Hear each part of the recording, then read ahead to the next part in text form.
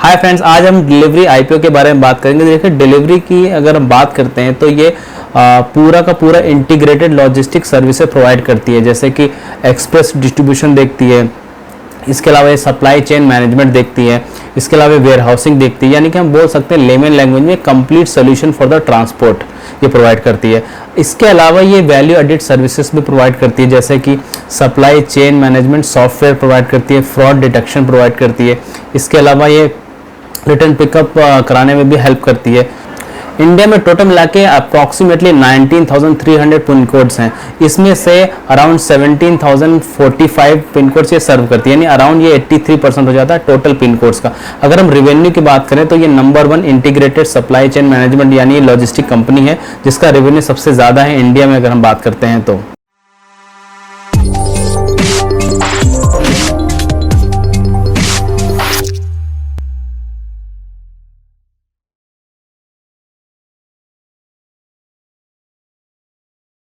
तो चलिए बात करते हैं कंपनी के मेन मुद्दे यानी कि फाइनेंशियल परफॉर्मेंस पे। तो अगर बात करें 2019 फाइनेंशियल ईयर तो इनका जो असेट था वो 4,000 करोड़ का था, इस ये बढ़ के 2020 में 4357 करोड़ का हो गया। इसके बाद ये 2021 में बात करें तो अप्रॉक्सीमेटली 4600 करोड़ का इनका असेट हो गया, यानी कि अगर असेट की बात करते हैं तो 19, 20, 21 में धीरे धीरे बढ़ता ही गया है। इसी तरीके से अगर इनका सेल्स भी काफ़ी अच्छा है। अगर हम सेल्स की बात करते हैं तो ये 19 में 1700 करोड़ के सेल्स से बढ़ के सीधे अराउंड 3000 करोड़ की सेल्स इन्होंने 2020 में की थी। इसके बाद ये बढ़ के 2021 में 3800 करोड़ की इनकी सेल्स हो गई, यानी कि सेल्स के मामले में बहुत अच्छे हैं। और अगर हम बात करें सेल्स की इन 9 महीने की, यानी कि टिल दिसंबर 2021 की बात करें, फाइनेंशियल ईयर 2021 से 22 की बात करें, 9 मंथ में इनका जो सेल्स हो गया है वो टोटल मिला के 4900 करोड़ का हो गया, यानी कि सेल्स के मामले में ये नंबर 1 है इंडिया में। और अगर बात करते हैं मेन मुद्दा यानी कि प्रॉफिट की, तो ये प्रॉफिट नहीं, ये लॉस मेकिंग कंपनी है। और अगर इनके लॉस की बात करें 2019 में इनका जो लॉस था वो 1783 करोड़ का था, और अगर ये 2020 में जो इनका लॉस था वो 270 करोड़ का हो गया, तो लॉस कम हुआ। लेकिन अगर फिर बात करते हैं 2021 की तो 415 करोड़ का इनका लॉस हुआ था। और अगर हम बात करें फाइनेंशियल ईयर 2022 की, यानी कि टिल दिसंबर 2021 तक इन्होंने 890 करोड़ का लॉस कर चुके हैं, यानी कि इस साल हम बोल सकते हैं मे बी 1000 करोड़ का लॉस ये कर देंगे।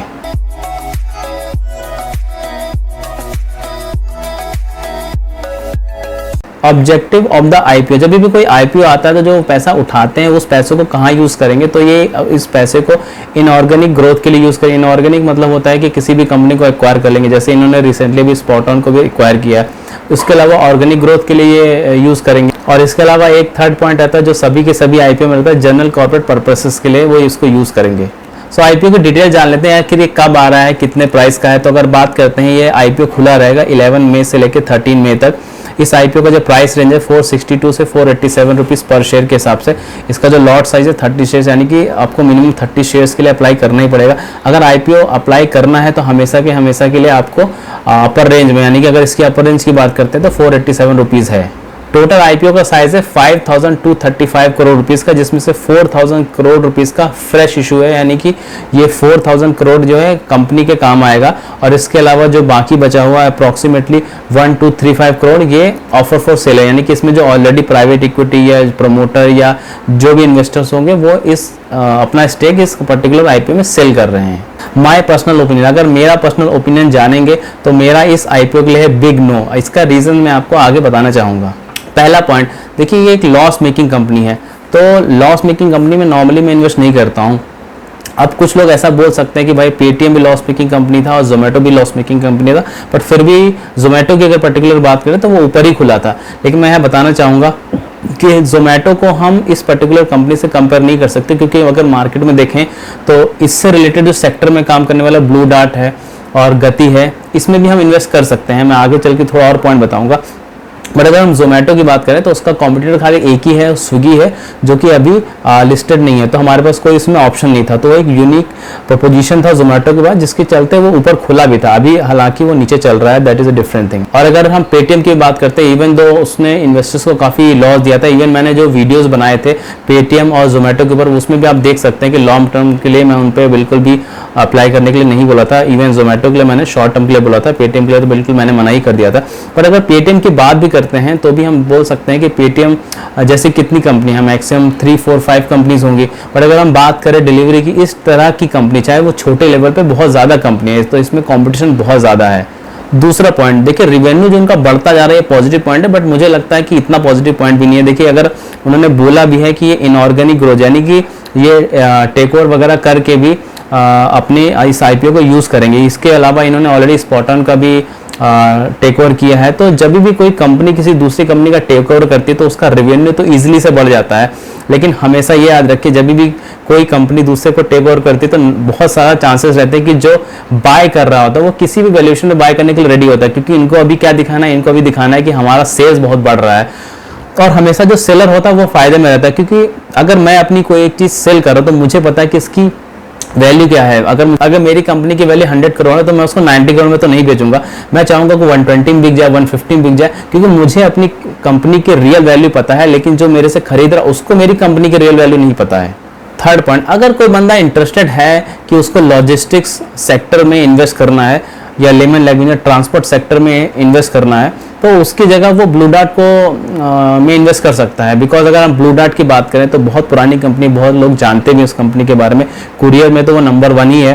तो अगर हम उस कंपनी की बात करें तो उसका मार्केट वैल्यूएशन, यानी कि जो ब्लू डार्ट है उसका मार्केट वैल्यूएशन है 16,000 करोड़। और अगर हम बात करें डिलीवरी की तो इसका मार्केट वैल्यूएशन है 35,000 करोड़, यानी कि जो कंपनी प्रॉफिट कमा के दे रही है, अगर प्रॉफिट बोले तो 300 से 400 करोड़ इसका प्रॉफिट ये सालाना कमाती है ब्लू डार्ट। और अगर हम बात करें डिलीवरी की तो ये एक लॉस मेकिंग कंपनी, उसके बावजूद ये उसका डबल से भी ज़्यादा का वैल्यूएशन मांग रही है। तो मुझे तो नहीं लगता है कि ये बहुत अच्छे वैल्यूएशन पे मिल रहा है, जो कि एक लॉस मेकिंग कंपनी है।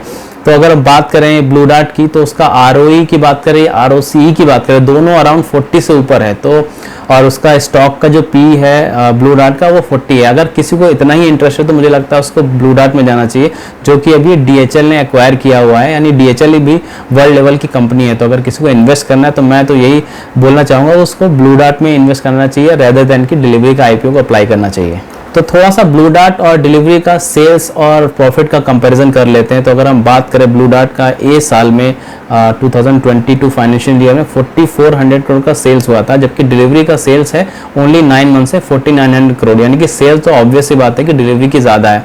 लेकिन अगर प्रॉफिट की बात करें तो पूरे 1 ईयर 2022 में जो ब्लू डार्ट का प्रॉफिट है वो 382 करोड़ का है, जबकि अगर हम बात करें ओनली 9 मंथ्स में जो इनका लॉस है डिलीवरी का वो 890 करोड़ का है। तो आप इसी से समझ सकते हैं कि 890 करोड़ का लॉस देने वाली कंपनी इन 9 मंथ में वो आपसे 35,000 करोड़ रुपए का वैल्यूएशन मांग रही है।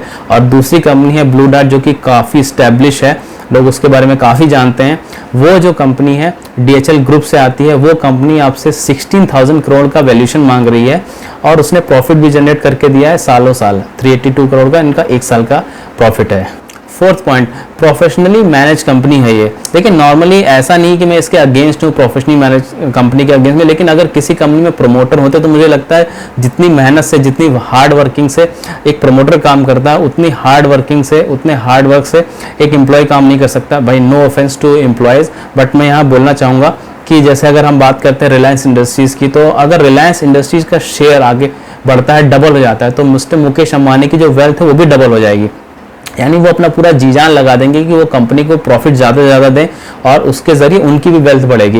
लेकिन यहाँ में कुछ एक्सेप्शन है, ऐसा नहीं कि प्रोफेशनली मैनेज कंपनी अच्छी नहीं करती हैं। अगर हम बात करें आईसीआईसीआई बैंक की, वो प्रोफेशनली मैनेज कंपनी, यानी वहाँ पे कोई प्रमोटर नहीं है। एलएनटी की बात करें या आईटीसी की बात करें तो वहाँ भी कोई प्रमोटर नहीं है। और अगर हम आईटीसी की बात भी करते हैं तो वो इतना अच्छा स्टॉक परफॉर्मेंस नहीं दे पा रहा है, क्योंकि हो सकता है एक बड़ा रीज़न कि ये प्रोफेशनली मैनेज कंपनी है। पांचवा पॉइंट देखिए, अगर आईपीओ की बात करते हैं, कभी कभी क्या होता है कोई आईपीओ अच्छा नहीं होता लॉन्ग टर्म के लिए, जैसे कि जोमेटो मैंने लॉन्ग टर्म के लिए इतना अच्छा रिकमेंड नहीं किया था, लेकिन क्योंकि उसका जीएमपी यानी कि मार्केट में वो भी प्रीमियम पे चल रहा था, तो हमने बोला एटलीस्ट शॉर्ट टर्म में तो हम उसमें कमा सकते हैं। लेकिन अगर इसके जीएमपी यानी कि डिलीवरी आईपीओ के जीएमपी की अभी तक की बात करें तो वो 0 है, यानी कि शॉर्ट टर्म में प्रॉफिट कमाने के बहुत कम चांसेस। और सिंपल थिंग जो मैंने बोला है कि 35,000 करोड़ का जो वैल्यूएशन मांग रहे हैं, मुझे किसी हिसाब से भी सही नहीं लग रहा है, तो मैं इस आईपीओ में अप्लाई नहीं करूंगा। तो दोस्तों ये मेरा पर्सनल ओपिनियन था, ऐसा भी हो सकता है कि भाई वो आने पर और लॉन्ग टर्म में बहुत अच्छा कर जाए, लेकिन ये मेरा पर्सनल ओपिनियन है कि अभी के लिए मैं इस आईपीओ में नहीं अप्लाई करना चाहता हूँ। सो दोस्तों आज के लिए इतना ही। Thank you so much for watching this video. Remember one thing, learning is earning. जय हिंद।